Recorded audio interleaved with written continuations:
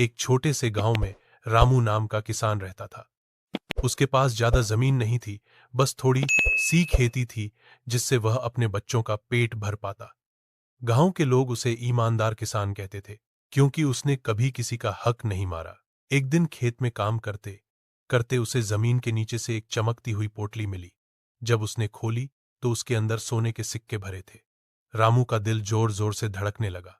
उसने सोचा, अगर मैं ये सिक्के रख लूं तो मेरे बच्चों की जिंदगी बदल जाएगी।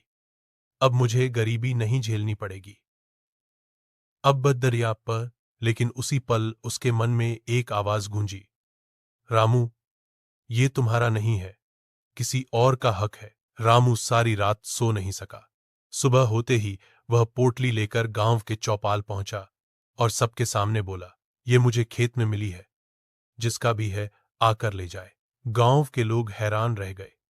थोड़ी देर बाद गांव के साहूकार ने आकर कहा कि ये उसकी गुम हुई पोटली है। उसने रामू को गले लगाकर कहा, भाई, तुम्हारी ईमानदारी की कोई कीमत नहीं, मैं तुम्हें इनाम दूंगा। रामू मुस्कुराकर बोला, मुझे इनाम नहीं चाहिए, बस दुआ चाहिए। उसकी ये बात सुनकर पूरे गांव की आंखें भर आईं। उस दिन सबको समझ आया कि सच्ची दौलत सोना चांदी नहीं, बल्कि इंसान की ईमानदारी है।